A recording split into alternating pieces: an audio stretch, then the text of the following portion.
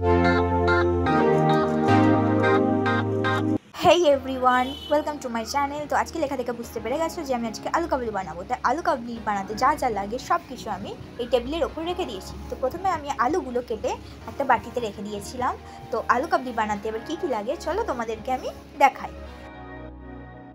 প্রথমে আমি আলুগুলো কেটে সেদ্ধ করে নিয়েছি, তোমরা দেখতেই পারবে এখনো ধোয়া বেরোচ্ছে আলুগুলো থেকে। তো আলুগুলো তোমরা পিসগুলো দেখে বুঝতেই পারবে যে খুব ছোটও না খুব বড়ও না, সেইভাবে আলুগুলো আমি কেটে নিয়ে সেদ্ধ করে নিয়েছি। তারপর আমি 4টে লঙ্কা কুচিয়ে কেটেছি, তারপর শশা ছিল একটা, শশা কেটেছি, আর দুটো লেবু ছিল, লেবু কেটেছি। আর এরপর আমি তেঁতুল ভিজিয়ে রেখে দিয়েছি জলে।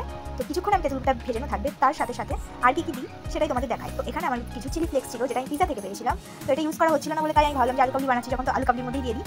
তো শুকনো লঙ্কার গুঁড়ো, তা এখানে একটা মশলা যেখানে গোটা জিরে আর গোটা ধনে ভেজে গুঁড়ো করে নিয়েছি। তো এই কটা উপকরণ দিয়েই আমি তোমাদেরকে আলু কাবলি বানানো দেখাবো। তো বিকেলবেলা আলু কাবলি কার না পছন্দ হয়। তো এখানে একটা বড় গামলায় আমি আলুগুলো নিয়ে নিয়েছি। তো এরপর একে একে নুন দেবো স্বাদ মতো। এখানে আমি সাদা নুনও ব্যবহার করছি আর কিছুটা বিট নুনও ব্যবহার করছি। তো আলু সেদ্ধ করার সময় আমি একটু নুন দিয়েছি, তো সেইভাবেই আমি নুনের পরিমাণটা দিচ্ছি। তো এরপর ভাজা মশলাটা, যেটা সব থেকে দরকার আলু কাবলির মধ্যে, তো এই ভাজা মশলাটা ছাড়া একদমই আলু কাবলি বানানো অসম্পূর্ণ। এই ভাজা মশলাটার মধ্যে এত সুন্দর গন্ধ বেরোচ্ছে কি বলবো। তো একে একে সব উপকরণগুলো, লঙ্কার গুঁড়ো, চিলি ফ্লেক্স, লেবু, তেঁতুল গোলানো জলটা ভালো করে আমি দিয়ে দিচ্ছি।